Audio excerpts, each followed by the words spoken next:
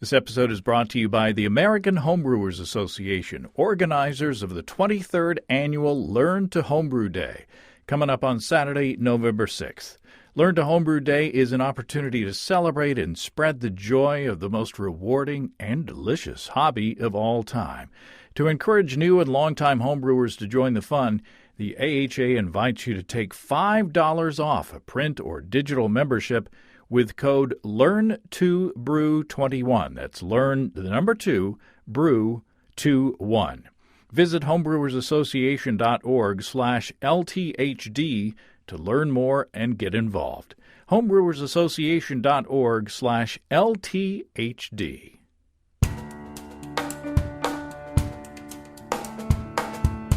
Welcome to Basic Brewing Radio for Thursday, October 7th, 2021. I'm James Spencer. Here at Basic Brewing Radio, we're all about home brewing. This week, Steve Wilkes and I sit down on the porch to taste an experiment that he brewed using hatch chilies in a Belgian Wit. We also talk about his experience being the former owner of Steve's Brewshop.com. If you go to basicbrewing.com, you can find archives of our audio and video shows. If you go to basicbrewingshop.com, you can find our DVDs and our brewer's logbooks. You can follow me on Twitter and Instagram at Basic Brewing and find our show page on Facebook as well. If you want to support us financially, check out patreon.com/basicbrewing. And many thanks to everybody who's helping out in that way. If you go to patreon.com/basicbrewing, you can see a long list of stuff that you can access if you sign up as a supporter.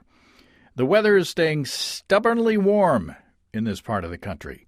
Fall is my favorite time of year because, I don't like to sweat just standing around outside.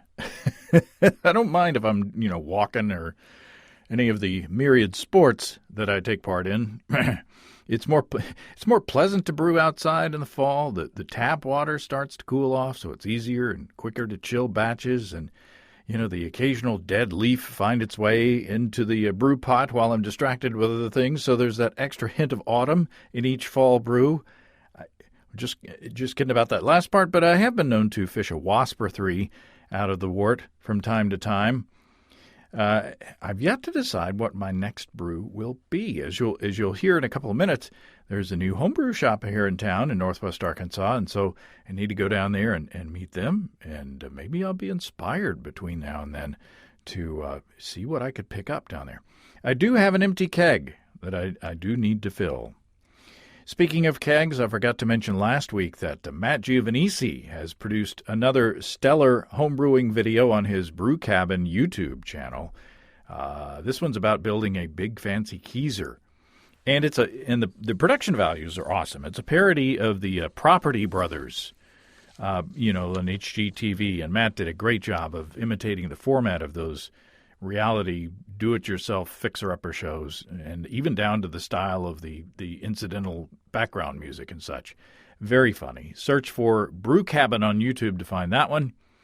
And I'll probably have Matt on the show, or ask if he'll come on the show to talk about that here in the future. You hear me talk about our friends and sponsors at Tavour every month, and I usually say about the same thing, but Megan at Tavour has asked me to feature something new this time. Tavour, TAV as in Victor, OUR.com, is the place to get delicious craft beer from across the country delivered to you. You pick out the beers that you like, so it's not like a Beer of the Month club. Well, Megan says this month be on the lookout for some special beers on the Tavour app that are in limited quantity, and they're going to show up at different times, so you're going to have to pay attention to the Tavour app to catch them. Be on the lookout for Mixed Greens 54 from Southern Grist Brewing Company, Raspberry Double Marbles from Moore Brewing Company, Blueberry Astronaut Food from Urban Artifact, and Air Whale Hell from Anchorage Brewing Company. If you see these beers, you're able to catch them, and you like them, and the other beers that you find, you just have to click on them to add them to your Tavour crate, and they'll be sent to you every few weeks in order to save the most amount of shipping. So isn't that thoughtful? Go to Tavour.com, T-A-V as in Victor, O-U-R.com, or download the app, and when you sign up, use the promo code Basic Brewing, all one word, and you'll get $10 off your first shipment of $25 or more. Sign up at Tavor.com, T-A-V as in Victor, O-U-R.com, or with the Tavor app and enter Basic Brewing as the promo code. And many thanks to Megan and everybody at Tavor. They've been with us for quite a long time, and every time I see their Instagram feed, I get really thirsty. Well, as you probably know, Steve Wilkes is no longer the owner of stevesbrewshop.com.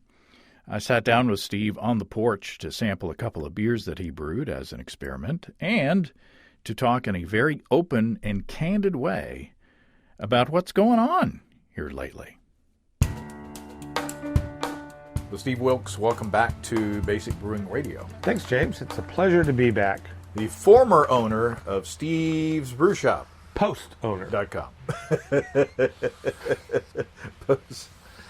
Retired. Retired. Yes, absolutely. I am now officially retired. Officially retired. Well, yes. Congratulations. Thank you. It's how long did you have the shop? I would be entering my 5th year. Oh. I guess I would have purchased it from the previous owners. 5 years ago. Yeah, 5 years ago on the 30th of September. So it's now the 5th of October. Wow. And I don't got it no more. So we want to talk about that because we've been charting the journey along the way. But you also brought an experiment and maybe some other beers too, if we tend to wander in that direction. So maybe we should talk about the experiment first. And I have the recipe. You have the recipe in front of you on pieces of paper, which is way better than those clay tablets I've been using. Because they're hard to read. I've been using holograms. I've been going in the other direction. Ah, well. So what do we got here? Well, we've got a Belgian white ale, which I prepared. I don't know when I brewed it. I brewed it a couple of months ago. The date exactly, but it's it's been around for 2 to 3 months, and when I got ready to bottle it, I split it in half. I used an axe actually. Rail splitter. That's right, Steve. I put it on one of those log splitters. Now I split it in half, and I infused half of it, or approximately a case of it, with a hot vodka that I had made. By hot, I mean I'd infused the vodka with roasted hatched green chilies, which happened to be fairly hot. They're not as hot as not even as a jalapeno, really. Right. But they're hot. And how hot is it? It's hot. And so, anyway, I made this hot vodka tincture with about. I love their first album. Yes, they were good. They were great, but they flamed out. At any rate, I soaked these about 12 ounces of the chilies in the vodka in about a cup and a half. I didn't measure it exactly. I just had a little in a mason jar's worth.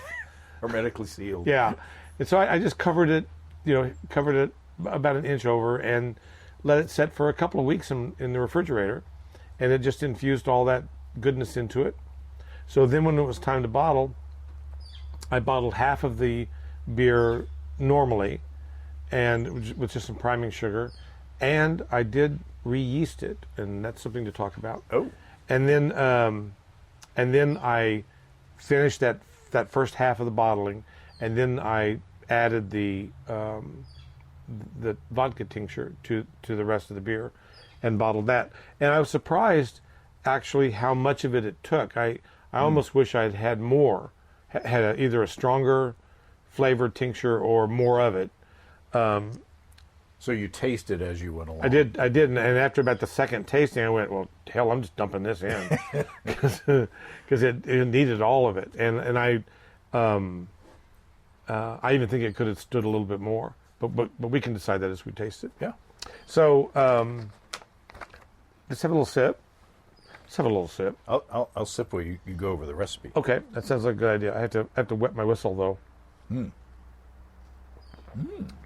So the standard beer, which is just I didn't even name it, just Belgian White. It's a 5-gallon recipe. It has 5 pounds of Brees Pilsner malt, 4 pounds of Brees torrefied wheat, and 8 ounces of flaked oats. That's the grain bill.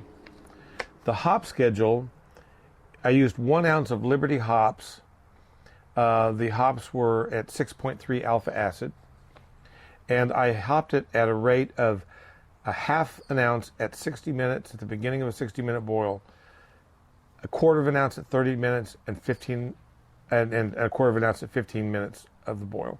So in theory, it has 12 IBUs, according to my brewing software. And then at flame out, I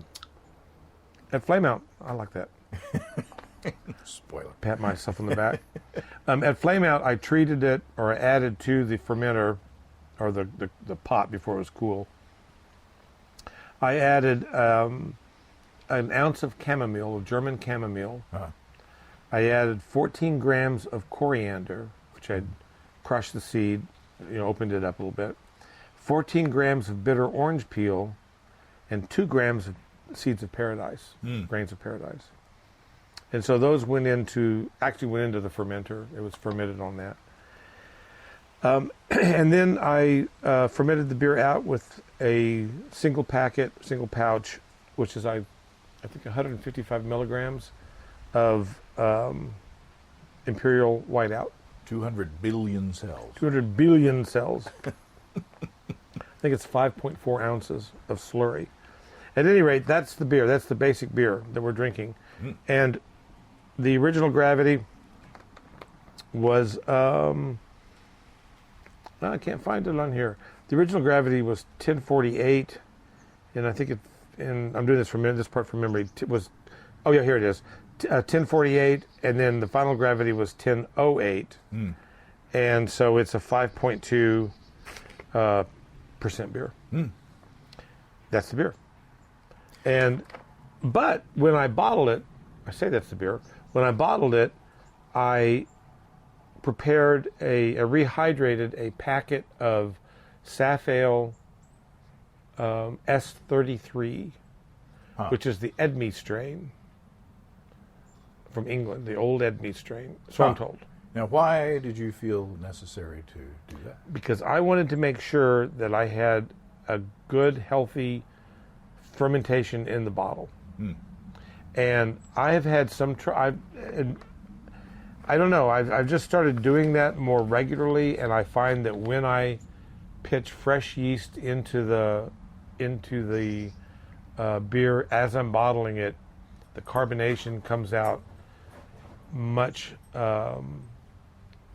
more equitable. It's well carbonated throughout the beer, from bottle to bottle. It carbonates more quickly. I think the beer tastes fresher. I don't know. I just really have kind of adopted that technique, and I wanted to make sure, because this actually it kind of lagered for quite a long time. Yeah, I was going to bring that up. That you have a history of letting beers sit in a fermenter in a secondary for like a year. Yeah, so. It's set for a year, but it's set for maybe a couple of months. And so it was supposed to be a Belgian White, but it was clear. You could mistake this for tap water. You could see right through it. And I thought, So I went ahead and I thought, the S33, it's powdery. It doesn't flocculate real hard. I wanted it to be a white beer. I wanted to add a little fuzziness to it, I guess. I don't know. And I thought that it might actually add some interesting yeast flavor notes, and I kind of think it did. I think it all played pretty well together. All I know is I think I've got a nice drinkable beer. I don't know if it's a world-class beer or not, but it's pretty good. So what do you think? I like it. I think it's really good.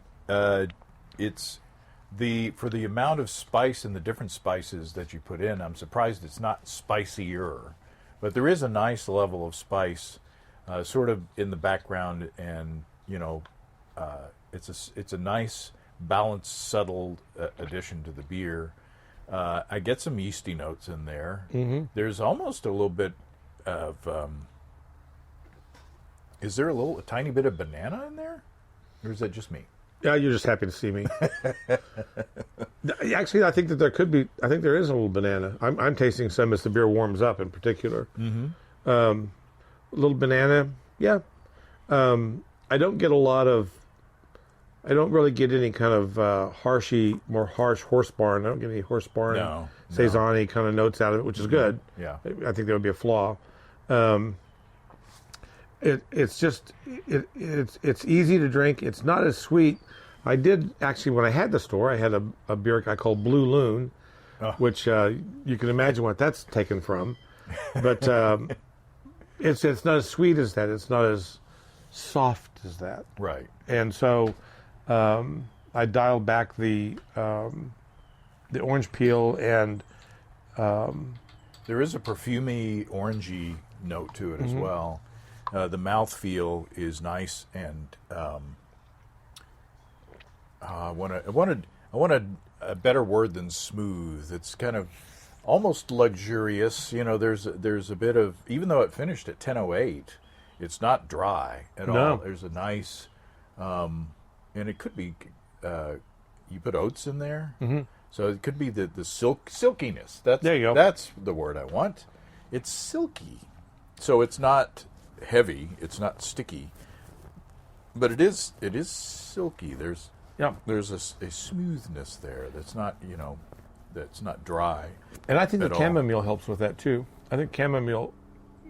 I drink a lot of chamomile tea, and so I could really pick that out. I could pick that flavor out, and also, I think the chamomile added a little silkiness itself to the overall mouthfeel.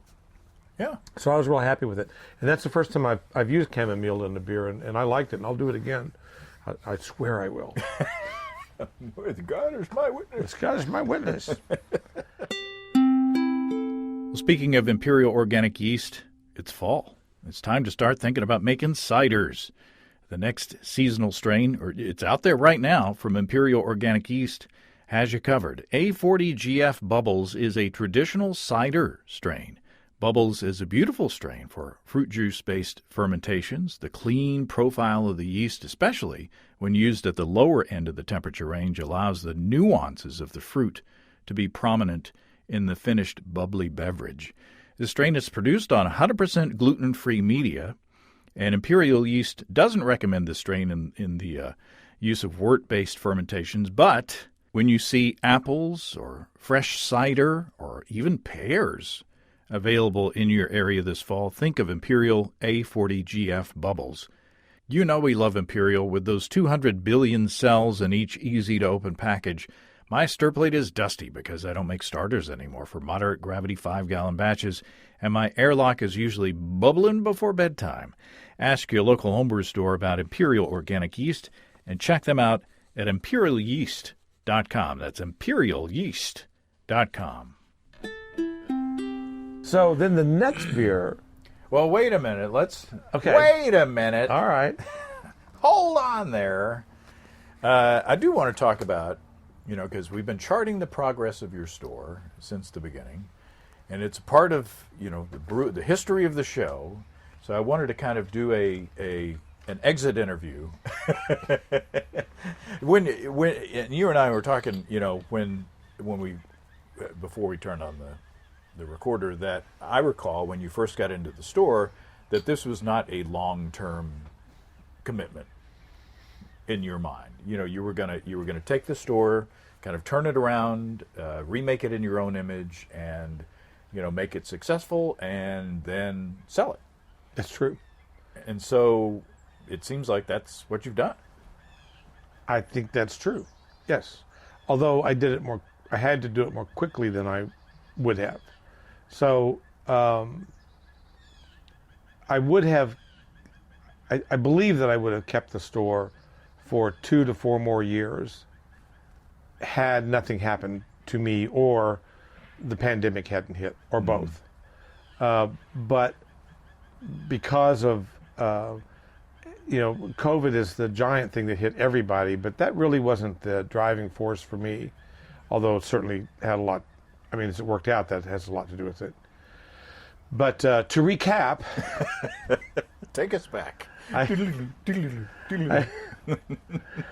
to do this. I mean, I feel like I feel like one of those people that just don't do anything but talk about their health, but I have to, because that's what happened. Right. So back in February or March of 2020, I started having shortness of breath. I couldn't breathe. I couldn't get through the day. It was tough. I went to the doctor a bunch of times. Nobody could figure it out. Turned out I had blood clots in my lungs. And I did have an attack at the store that probably should have killed me. I probably shouldn't have lived through that, but I did. And so I was able to get home that night, and then the next day get to the right kind of doctor, get to a pulmonologist who did the right kind of test. And the next thing you knew, I was in the hospital, and I was okay. So that's a mockingbird. And I think that's a wren. Oh, a wren. It's very loud. They're a tiny bit loud. Okay, sorry. That's okay. So at any rate, that was the first thing that happened, but the symptoms of that went on for 6 to 8 weeks before I was diagnosed, and so I just started struggling. I couldn't figure out what was going on. I didn't feel very well. I couldn't get through the day. I was crabby. I was everything that you don't want to be in life. And in a retail setting. At a retail setting, yeah. And it got to be like, oh no, a customer, oh Lord. And it was very difficult. And then when COVID came, every doctor that I saw wanted me to have COVID. Oh, well, you got all the signs of COVID. Let's check you for COVID. No, you didn't got COVID. Well, we don't know what's wrong with you. And this went on for some weeks. And then again, like I say, finally... Because pulmonary embolisms were sometimes a result of COVID. The result of COVID, that's right. Yeah. And then, but the symptoms, the surface symptoms, the coincidental symptoms, are the same, are very much the same. And so, like I said, the doctors were checking my heart. They were trying to say, well, it's got to be your heart. It's got to be COVID. It's got to be all these other things. And no one looked at the right thing for some weeks. But then when they did, then when we did figure it out, then I was in the hospital for a few days. And luckily my son was available. Chase was available. He ran the store for me and ended up running it for about 6 months, really. Because even though I was saved, I didn't die, I still was, really weak. I could barely function for some weeks, and really for some months. So thank God for Chase, because he really saved the store, kept it open. And then that's right when COVID hit. I mean, that's exactly, it was in that March and April of 2020 when COVID swept over Arkansas, and everything shut down. Everything was a mess. But the store itself actually exploded. Yeah. I mean, I had more business than I ever had, because I think that my shop, stevesbrewshop.com, was one of the few stores that was able to stay open. And so we were able to keep our doors open and able to fill orders. And I think a lot of homebrew shops around the country, especially ones my size, had to close. And they either closed because somebody got sick, or they closed because the city they were in just shut them down. They locked everything down. A lot of cities did that. My city didn't, and my category of business, I wasn't a restaurant, I wasn't a bar, I wasn't a brewery, I wasn't any of those things that could cause you to legally have to shut down. And I was willing and able to ship product all over the country. And so my business exploded. I mean, I had more online business than I ever had. So much so that I had to finally raise shipping rates because I couldn't. There was no way to keep up with it, and also I realized that people were ordering like, "I'll get 300 pounds of grain for free." After that happened like 3 times, I was like, "No, we're not doing this anymore." Lesson learned. Yeah, I live in Maryland. Can you send me 3 bags of anything grain. over $100 is free shipping, right? Yeah, I'll get $102 worth of grain. Oh, jeez. So, Jeez Louise. no, we won't do that anymore. But and then Chase had to leave. He finally left in July of 2020. He left to go to New York. And by the way, I'm very proud of him. Oh, yeah. He's now he officially does COVID tracing. He is the COVID officer for the Juilliard School of Music. I know. It's like his campus is at the Lincoln, not the Lincoln Center. Where The Kennedy Center? No, it is Lincoln. Yeah. Lincoln Center in New York. Yeah. Yeah. So he's like eating lunch at the Lincoln Center. Like, Dad, I can't believe this. I said, I know. I had to eat lunch at the Union at UARC. Looking at a hog for all those years. You're at the Lincoln Center. Hot dogs are good. Yeah, hot dogs are good. But anyway, so that's right. So Chase left, and then I was left with the store by myself, and that was in July. By August, I was still complaining of being short of breath, and that's when they found a different doctor, a cardiologist, found that I had developed heart failure at the same time. And so heart failure is not a pleasant thing. It's not a good thing. It can be managed, but it can't be cured. It's not a heart attack. It just means your heart doesn't pump correctly anymore. It doesn't do what it's supposed to do as efficiently as it should. So I probably need to start adding Clarity Firm to get my efficiency up. Well, you did have a stent put in. You, if I'm not saying too much, but you did have a procedure to help alleviate some of the symptoms of that. Yeah. So the at first we opted not to do a stent. The blockage wasn't so severe that they felt like it needed to be done, but the symptoms didn't really abate. And kind of just out of let's just try it.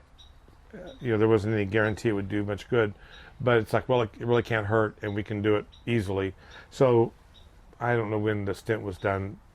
Actually, the stent was done in March of 2021, and so a year after you started all this mess. Exactly, and so there's the coronary artery disease. So that artery was blocked. They stented it. But the heart failure is still there. It's right-sided heart. No, it's left-sided lower chamber heart failure. So that's called diastolic heart failure. And then the other thing that I deal with and I'm not sure about is that I have developed something called pulmonary hypertension, and that's actually in some ways that's as scary as anything because that is a hypertension between your lungs and your heart. So when you take your blood pressure, it doesn't show up there, but it is high blood pressure. But it's within that kind of closed loop system, and that's very dangerous. And I definitely have it, but what we don't know is there's no way to tell how badly, and there's no way to tell. If it could dissipate, or it could be with me the rest of my life. We just don't know yet. But all of those things taken together rob you of your energy. They rob you of your stamina. I take 2 different blood thinners. If I get in a car wreck, I'm probably a goner because one of the blood thinners, it's called Eliquis. Or a Paxibin, there's no antidote for it. It's basic. If you get cut, you just bleed out. They can't stop it. Nice, right? And it's all those kinds of things. So I don't need to be using box cutters anymore. No, It's like you're a hemophiliac almost. kind of. You can't take stuff. Here. Yeah, so Eliquis and then Plavix is an antiplatelet, and there's all these things that cause life to be challenging. All that said and done, though, the alternative is worse than a hot stick in the eye. Our friends and sponsors at Groenfell and Havoc Meaderies now have exciting mead starter packs. Not familiar with delicious craft meads? Well, check out the Classic Mead Sampler at Groenfell.com. It's got a 4-pack each of Groenfell's Valkyrie's Choice, Old Wayfarer, and Nordic Farmhouse.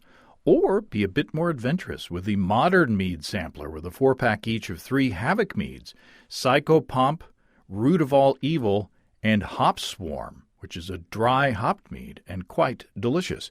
Each starter pack comes with a free mead guide and cocktail recipe card and free shipping across the country. And also you'll find some fun mystery swag tossed in there too. Ricky and Kelly want you to step into the delicious world of craft mead like so many certified meadiacs out there already who are already on board. Check out all the tasty, honey-based deliciousness at Groenfell.com. That's Groennfell. So you decided to put the shop up for sale, and you found some buyers. And tell me, remind us of their names again. Okay, so the folks that own the shop now, which is now called North Tunnel. North Tunnel and Brewing. Are they still getting set up? They're open. Oh, they're open. They opened last week. I need to go see them. They opened on Saturday, October the 2nd. Really nice folks, young couple, Paige and Daniel Stubblefield. And I don't know what their plans are. I'm not going to put words in their mouth and tell you things about them I don't know for sure. But they are in the same location. I sold them basically the inventory, the fixtures, the goodwill of the store, and the website. And so you can still go to stevesbrewshop.com. That'll still work, and it'll take you though. But then when the sign comes up or whatever, however they have it logoed, it'll come up with their logo. But and I ended up selling them or including in the sale price. I included my Steve's Brew Shop logo so that they could just use it, because there's a lot of little things that are branded all over the place. And I wasn't going to make them worry about that. And it's not like I'm going to go out and open a new brew shop. So open another brew shop across town. You can't wait. That's just why I did it. So it's all part of the plan. Yes, that's right. Steve's Brew Shop and Pizza Parlor. You make your pie. You brew your beer. You make your pie. That's our motto. It's got to be it's got to be bittersweet, because in the glory days you were really enthusiastic about the shop and making progress and selling kits and making friends and you seemed like you were kind of in your happy place there at the store, but life gets in the way of that, and it's really a younger person's business to run a shop, especially by yourself. And just to be clear, I was never a business partner in the shop, right? And I know that some people, I think, were confused about that at some point, but I never had a financial stake in the shop. I did come down and help you every now and then with various tasks, unloading stuff, or I sat in. You had to go to a funeral one day in the early days, and I actually worked the shop for that day, but that was the only day. So you're really a one man band, and if your health is not right, then that's not a workable solution. No, it just got to be too much. But the Stubblefields took it over, and they're a lovely couple. They're nice folks. Daniel is a brewer. He worked, I'm going to say semi-professionally as a part-time professional brewer at a brewery in, I believe, in Ozark, Arkansas. And one thing that kind of tickles me about the whole thing with him having it is that I literally taught him how to brew.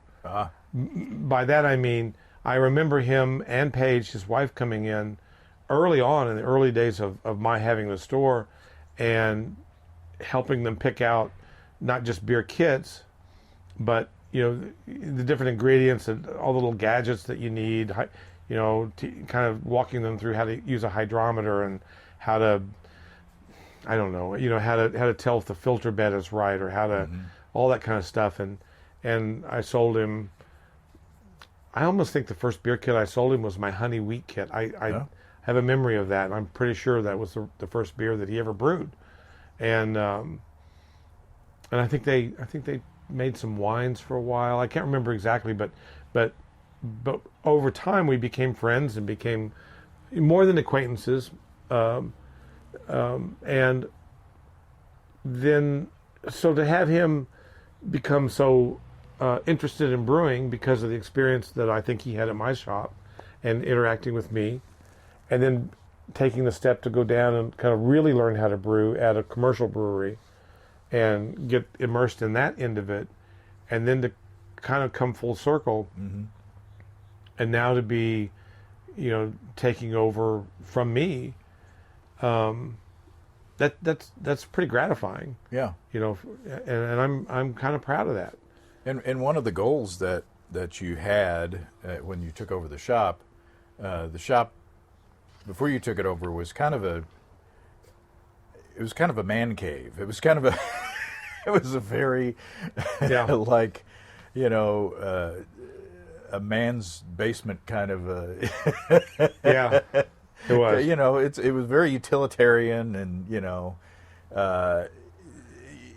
it was great for the typical home brewer, nuts and bolts home brewer, because if they knew what they were doing, they could come in and just find the stuff that they needed out of the boxes on the shelves. But you gave a more sort of friendly, marketing forward presence to the shop, and one of your goals was to make it to where it was more welcoming toward women. Toward women and families, right? So absolutely. And when I remember when we remodeled the store, we did it with that in mind. My wife helped, and I mean, she picked out the paint colors, and my wife and I and my son and his girlfriend painted everything, and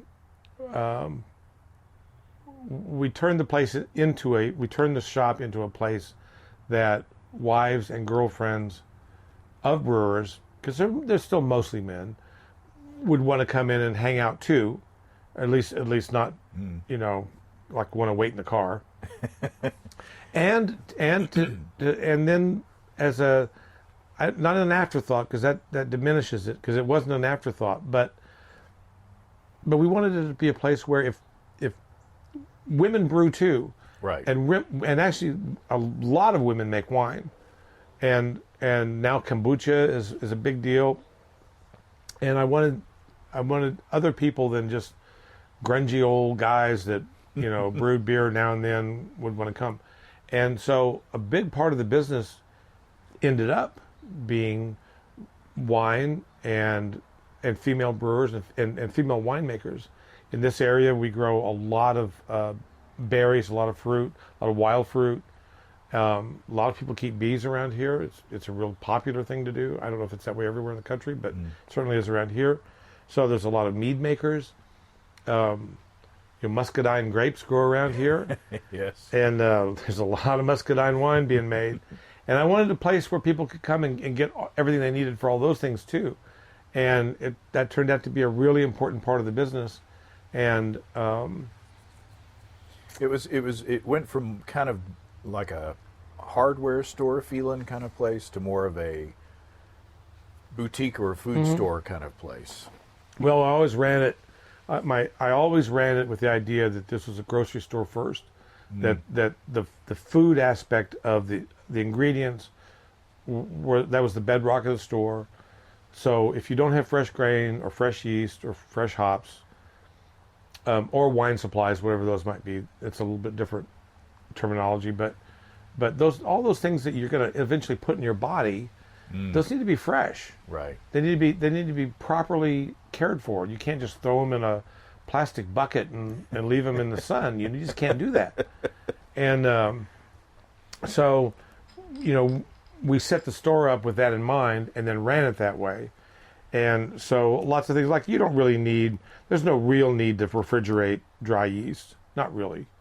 But it will keep fresher longer if you do. And it's more attractive displayed that way. Absolutely, well, so. So some things we did a little bit overkill, but it was a good thing to do. Mm-hmm. And then just taking the time. I know this sounds so rudimentary, but taking the time to sweep and mop. And just keep it clean, keep it to where you feel like you're in a. I always felt like that when people came into the store, they were coming into an extension of my home. I really did, and my wife certainly, maybe even more than me, felt that way. It's like, this is us.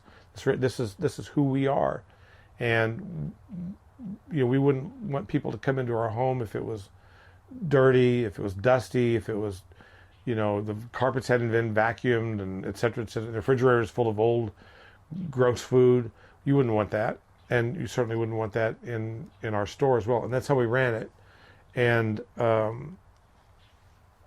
I'm not indicting the previous owner for no, for I those didn't things. even mean it that way, but just that was our philosophy in general, and that it also recognized kind of what we were and what we weren't, because the shop, there's no way that I was going to compete with really large homebrew stores, and the one that comes to mind for us regionally is High Gravity in Tulsa, and those are great folks. Desiree and Dave are very good friends. But they had the wherewithal and the physical space to stock every kind of commercial, grain father, and and Dave builds his own the Warthog systems, which we use, which we each have and endorse. Yep, and endorse absolutely, and leading up to a commercial break here. Yeah, no kidding. So all that equipment was great, but I thought, after I got into it and had been in the business for maybe a year, I thought, if I go in that direction, I'm going to have 3 or 4 times the floor space. Yeah. I'm going to have to go out and borrow maybe $500,000-$600,000 at a minimum to really get into it, and that just wasn't what I thought I could do. No, you got to find, especially a store in a population area this size, you got to find your niche. Yeah. And you got to exploit that. And you're not going to compete with High Gravity on equipment stuff, because they make it. Yeah. It's good stuff. They sell other brands as well, yeah. And they have the space for it, and they have the volume. Right. Because they live in, or they're working in a major metroplex right. over there. So. Yep. So, but you walk into Steve's brew shop, and then you got a bunch of a ton of fresh ingredients. Yep. You got recipes. You got a guy there who's willing to help you out. Yep. Yeah. So customer service and good quality ingredients, good quality consumables, and just enough equipment. The stuff we need. Carboys, the stuff that you use every day, doesn't matter what level. Kettles. Yeah, and stuff like that. Yeah, and it all worked out great, and I was happy with that. I don't know what Daniel and Paige will do. They may go in a completely different direction. They may keep it more or less the same. They may expand it way beyond anything I ever considered. They're much younger than me. They've got a lot of life ahead of them, where I'm headed to the fishing hole. Either that or Washington Regional at any moment. Speaking of our friends and sponsors, Desiree and Dave from High Gravity in Tulsa, Steve is right in saying that they've got a lot of fun gear in stock and available that a small shop might not have the ability to carry, whether it's a Warthog electric system proprietarily from High Gravity, or electric gear from other manufacturers, too, HighGravityBrew.com is a great place to shop. And if you use the code EBC75BB, you can save $75 off your Warthog purchase of a controller or turnkey system. In fact, if you go to basicbrewing.com and click on the ad that says High Gravity Basic Brewing Code Deals, you can see a big long website or web page full of stuff that you can save money on with that code. HighGravityBrew.com also has a ton of ingredients that you might not find in every homebrew shop. Using the Build Your Own Beer page, you can see item after item of malts, specialty grains, hops, yeast, flavorings, adjuncts, everything you need to brew delicious beers. And there are the beer and wine kits with proven recipes that are favorites of customers at Pippin's Taproom. You know we love them. Check them out at family-owned and operated HighGravityBrew.com. It's HighGravityBrew.com. I will cherish all the friends that I made. I know a lot of people now around Northwest Arkansas, and by extension, and thanks to Basic Brewing, as much as the store, but all the customers that I developed all over the country who bought their ingredients from me, whether in Georgia or Tennessee or Texas or Washington or North Dakota. I'd serviced men and women all over the world that I could ship to through the APO system, and I did. And moms would come in. I had one mom who I'm thinking of at the moment. Her son's in the Navy, and she would come in and buy his gear for me. Buy his yeast and we had to do extract because where he lives, he couldn't do all grain. But she'd come in. He wants to brew this time and this time, and I'd fix her up what we needed. And having been ex-military myself, I kind of knew what would survive, what would get through. Yeah, what would get through, and how to package it up so that it wouldn't get questioned or wouldn't be any problems. There's some countries that have different regulations from others. Oh, yes, there are. My folks lived in Saudi Arabia for about 10 years. My stepfather was an airline pilot with Saudi Arabian Airlines, and they lived in Jeddah. All my brothers went to school in Europe because of that, except for me. I went to Raytown. Yay, Blue Jays. Not that there's anything wrong with that. No, not at all. Could have gone to the London school if I'd just been a little younger. So we're sipping the second beer. Yes. And it is delicious, and it's way different. It's way different, isn't it? There is some heat, a little bit of heat on the back end, especially as I keep sipping the sample. But there's an extra fruitiness in this beer that comes from those peppers. Yep. Those hatch peppers. I'm not getting so much of the roastiness or the smokiness or whatever of the pepper, but I'm getting there's a super nice fruitiness. A lot of people don't think of peppers as being fruity. They just think of them as being hot. Right. But even like habaneros have a really nice fruitiness in the flesh. Yep. Before a half a second before you get hit by the heat, and we tried a little bit of the Carolina Reaper that Ed brought over that one time, and it was super delicious and fruity, and then it blew my head off. Yeah. Yeah. But this beer does bring out the fruitiness of that of the hatch peppers. It's very nice. Thanks. And a completely, like I say, a completely different beer. Yeah, really, it changed just tremendously. And again, to review, it's the exact same beer. So, 5 pounds of Pilsner, 4 pounds of torrefied wheat, 8 ounces of oats, and an ounce of Liberty sprinkled throughout. But with the addition of the tincture of vodka that I'd soaked, the peppers in. Or the chilies in. And again, those soaked for a week or two. I don't know when I made it up. I stuck it in the fridge. And then I did drink a martini made out of that once, which was good.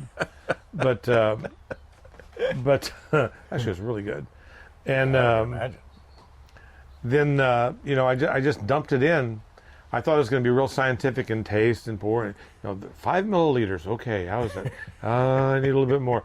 I would just dump it in, and I'm actually really happy that I didn't do the whole 5 gallons with that amount of tincture because it wouldn't have been enough. Lost. Yeah, it would have this gotten is lost. perfect. Yeah, This it's is just right. perfect. It's just nice enough to be something else in the background that you can be like, what is that? Exactly. Which there are beers that are more on the novelty side of things, which is like, oh, this is a pepper beer, and you taste it and you're like, that's all I can taste is peppers. You have a chef's skill in blending ingredients together, and it's all just a component. You can still taste the beer. Yep. But there are these components that are added to it, and so nice job again. Thanks. I have to say that people I've received some concern that since you're out of the brewery shop business that you're going to be out of this that we're not going to hear you or see you anymore on these channels. Now, what do you say to that?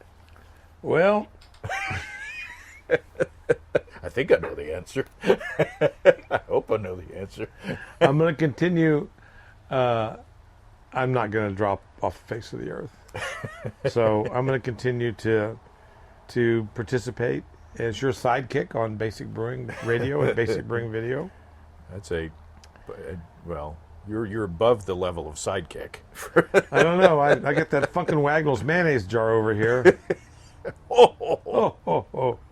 And that's about it. I think for now. I'm to tell you the truth. I'm at a point. I'm at a point for a while where I need to concentrate on my health, and that has to be the thing that kind of comes first.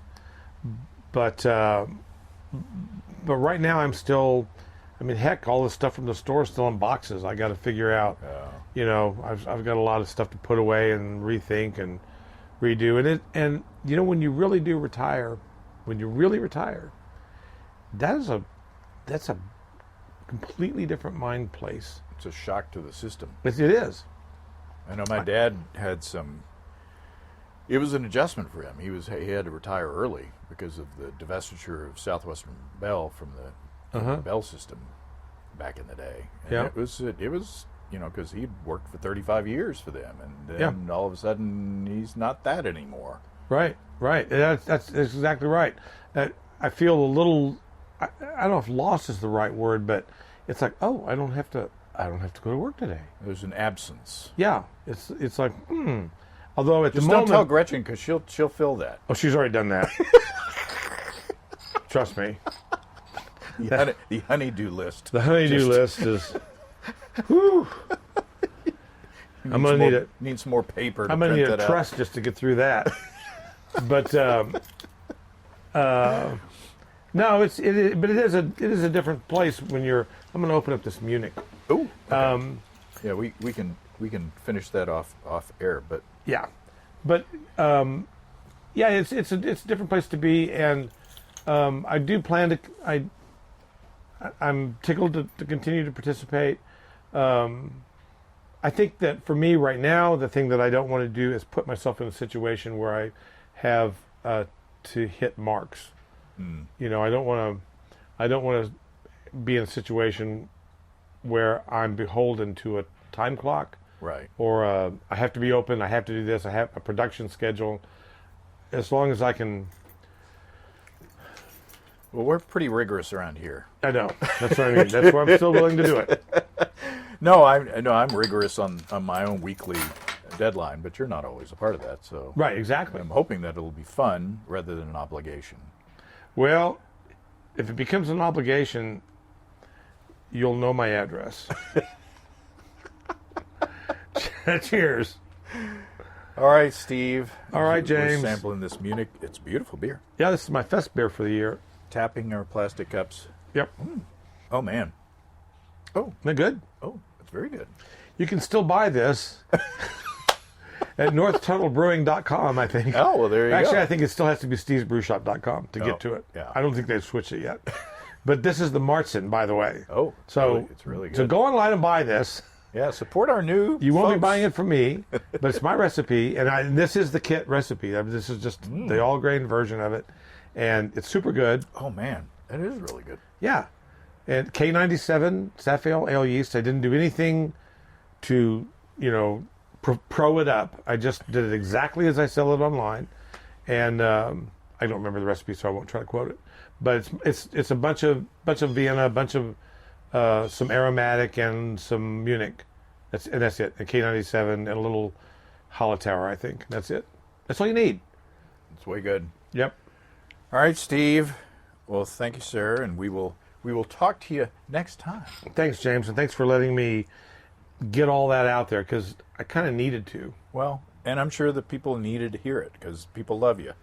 I love you too, man. I love that story. I had enough beer. Well, I'm in the I love you, man phase. Well, I'll open up the 9%. I love you, man. All right, Steve. All right, James. Thank you, for, as always, for continuing on this little journey in our 17th year. Probably longer than that, since the DVDs came out before then. But yeah, no kidding. Anyway, yeah. Okay. Now I feel old. Yeah. All right. Hit and stop now. Well, thanks again to Steve for being so open and candid. I know a lot of you appreciate that, because, he feels like a friend that you've never really met. And I get questions all the time. How's Steve? How's Steve? Well, now you know. And he's just as nice and sometimes goofy as you hear on the show. What you hear is what you get. Best of luck to Steve for the next journey, or the next step in his journey. And many thanks for sticking around with us here at Basic Brewing. If you have brewing questions, show suggestions, or just want to say howdy, write to james@basicbrewing.com, or just fill out the contact form on basicbrewing.com. And please don't forget to tell us where you're from. Check out our mobile-friendly shop at basicbrewingshop.com. Thanks to everybody supporting us through our Patreon page. Special goodies coming your way. Check that out at patreon.com/basicbrewing. It's all until next time. Until then, thanks for listening, everybody. I'm James Spencer. Production help for Basic Brewing Radio, and our website is provided by Kelly Dodson. Basic Brewing Radio is a production of Active Voicing. We'll talk to you next time, everybody. In the meantime, stay well and stay tuned. So long.